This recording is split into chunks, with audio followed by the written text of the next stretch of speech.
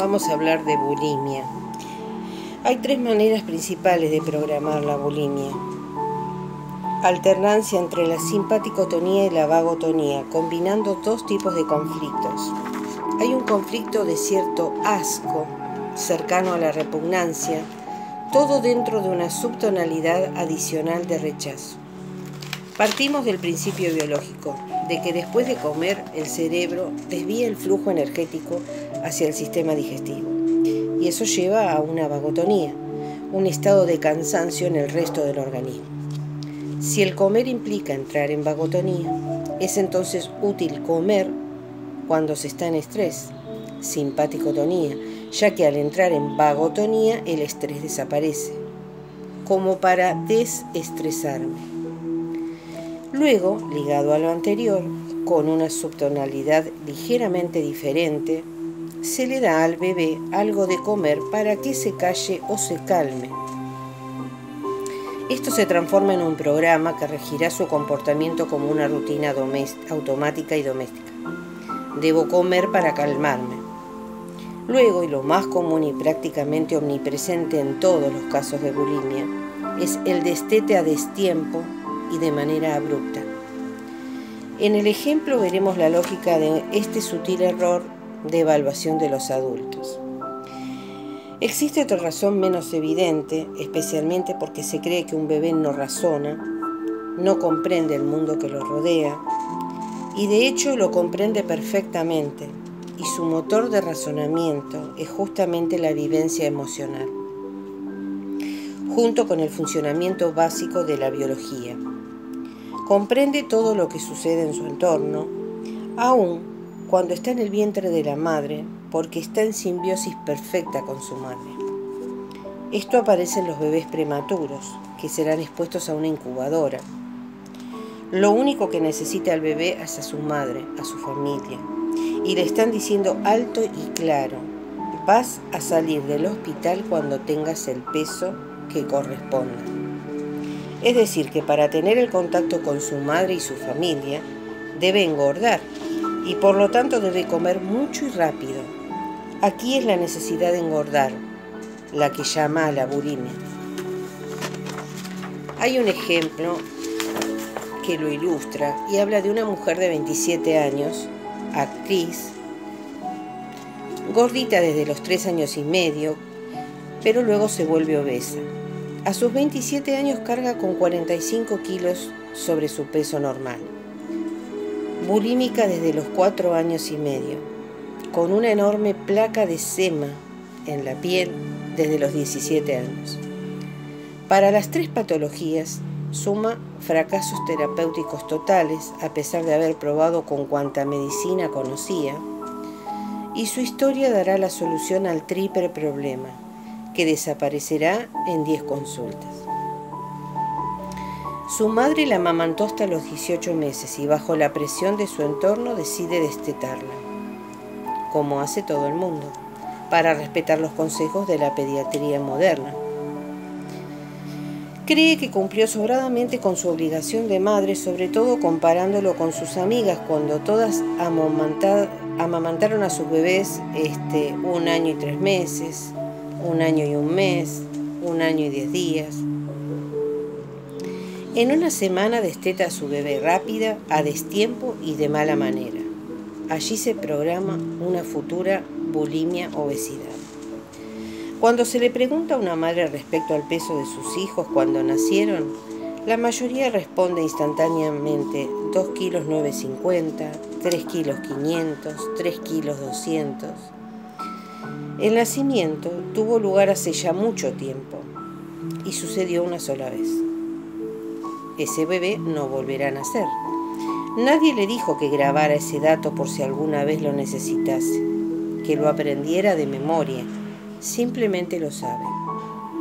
Queda grabado naturalmente en el cerebro de la madre, porque desde el inicio de los tiempos es el índice vital que le sirve para estimar las chances de supervivencia en un mundo hostil en el que la muerte neonatal es enorme. Desde siempre evalúan cómo es la evolución del peso en los primeros meses y años de vida de los hijos. A los 3 años su vida se cruza con un tío perverso. Hasta los 4 años y medio, este la somete a toqueteos sexuales, exclusivamente constituidos. Es importante la precisión, por frotamientos apoyados en su vulva. A los 4 años la niña se lo dice a la madre y esta, a pesar de estar horrorizada por el comportamiento de su hermano, no dice nada por miedo a un drama familiar.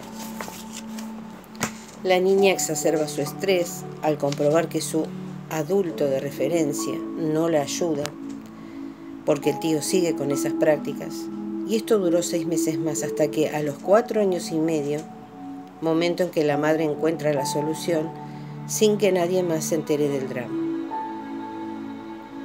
¿Cuáles son las repercusiones biológicas en esta historia? La sexualidad no tiene ningún sentido antes de la pubertad y por eso un conflicto con el sexo a los 3 años no genera manifestación sexual alguna. La agresión sexual provoca ya sea un conflicto programante o un gran estrés que despierta todos los estreses. Y el cerebro relee entonces toda la vida pasada que en este caso solo contiene como terrible conflicto un destete mal hecho. Para el ratón, el peligro siempre es el gato. Este principio es el que aplica el cerebro cuando despierta todos los estreses, reacciona por el más peligroso. Como lo más peligroso que vivió esta niña hasta el momento en que se desencadena un estrés es el destete del año y medio, el cerebro manda la solución biológica programada entonces como estrés de máxima y presiona sobre la tecla play y pone en marcha la solución a aquel estrés del destete. La niña entra en bulimia y obesidad y lo hace inmediatamente. Recordaba que cuando su tío empezaba con los toqueteos, la única salvación que encontraba a mano era pedirle de comer a su madre, para que la madre atendiera al llamado y el tío se detuviera. Su cerebro grabó esto como una solución al estrés. Cuando comemos, no hay más estrés y estamos bien. El resto de su vida sería así, y todos los estreses que su cerebro registrase en el colegio, el boletín, los deberes difíciles, las burlas de los compañeros, etc. Terminarían siendo siempre compensados por esa actitud compulsiva respecto a la comida, que es la bulimia. Es notable comprobar que en afinidad biológica con su conflicto, entre todas las profesiones posibles, ella esté en la farándula, en una situación de exposición diaria al miedo escénico, al público, a no poder permitirse ningún error. Cada noche se abalanza sobre el refrigerador. Aun cuando se trata de un conflicto desencadenante de bulimia y obesidad, los toqueteos sexuales a repetición durante ese año y medio, particularmente estresantes para esa niña, se transformaron a su vez en un conflicto programante de un futuro problema con el sexo. Alrededor de los 17 años se pregunta si se inicia sexualmente, pero está el contexto familiar, el social, el cultural, que le dice eso no se hace. Después de 6 meses de lucha interna, cede y tiene su primera relación sexual con un amigo que le gusta. Unos días más tarde aparece su eczema epidérmico, en la vulva exclusivamente. La razón biológica es la siguiente. A los 17 años, cuando está en estrés a nivel sexual, dudando de iniciar su vida sexual, el canal biológico de su sexualidad es el más importante en su funcionamiento. La culpabilidad que se hace respecto a su sexo centra el conflicto para el cerebro en su sexo.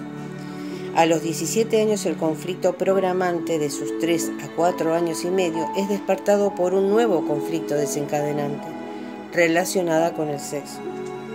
El cerebro volvió a recorrer la historia emocional y encontró entre sus estreses más fuertes uno de connotación sexual, con episodios de contacto epidérmico en su vulva, que orienta entonces la respuesta biológica hacia una tonalidad sexual y una subtonalidad precisa de la epidermis de su vulva.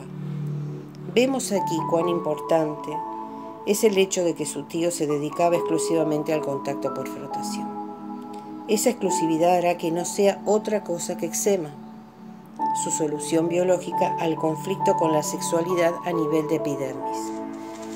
A partir de allí, con cada relación sexual, ella reactivará. Inconscientemente ese conflicto le impedirá tener una vida sexual plena y normal durante 10 años. Luego de 10 consultas y después de armar ese rompecabezas emocional, las 3 enfermedades dejaron de tener un sentido biológico. 4 meses más tarde, ya no se abalanzaba sobre la comida. El eczema había aparecido una sola vez y desaparecido rápidamente, y ya había perdido 20 kilos de los 45 que tenía en exceso. Gerard Attias también nos dice que la bulimia indica la presencia de una enorme envidia entre hermanos. Ahora vamos a hablar un poquito de la delgadez, y encontramos varios de los mismos conflictos asociados a la obesidad, pero cuya vivencia es totalmente diferente. Abandono. Uno de mis padres no me quiere, es decir, que uno de ellos no solo no me protegerá, sino que además no quiere verme siquiera, no soporta mi presencia. Entonces estoy para uno y no estoy para el otro. Mejor desaparecer cuando él viene a hacerme chiquito para no molestarlo, mi presencia lo irrita. Es un conflicto de abandono. El sujeto es abandonado como con la obesidad, pero sin embargo la interpretación emocional es totalmente opuesta. Está embebida de un comportamiento habitual en la genealogía, que es el de huida. La huida salvó la vida de un ancestro en una situación de gran estrés, y a partir de ello quedó grabado en los códigos genéticos del clan. Mejor huir que arriesgarse a enfrentar al adversario. En la obesidad, el individuo adopta un perfil más combativo, pero no por ser naturalmente más valiente, sino por enfrentar. Fue la solución ganadora en su genealogía. Esta valentía puede también provenir de la imposibilidad de huir, de estar obligado a enfrentar y haberlo hecho con éxito. Silueta es lo opuesto a obesidad. Hay gente que toma el té con 2 galletas sin sal y aumenta de peso, y hay gente que come milanesas con papas fritas todos los días y no engorda. El metabolismo está controlado por el cerebro, y este es el que decide cómo administrar los elementos que ingresan a nuestro cuerpo. Si no soy querido y mi riel de comportamiento es la huida, entonces debo ser flaco para escapar más rápido. No debo engordar. Tener la posibilidad de desaparecer, no solo para no molestar a mis padres, sino sobre todo para que el depredador no me encuentre. Conflicto de identidad, no tengo derecho a existir, a manifestarme o a emitir una opinión. Ser gordo o flaco depende de la manera en la que el individuo vive los mismos conflictos, de cómo se representen en la cabeza de la persona, y en ambos casos siempre constituye la solución perfecta del cerebro para cada caso.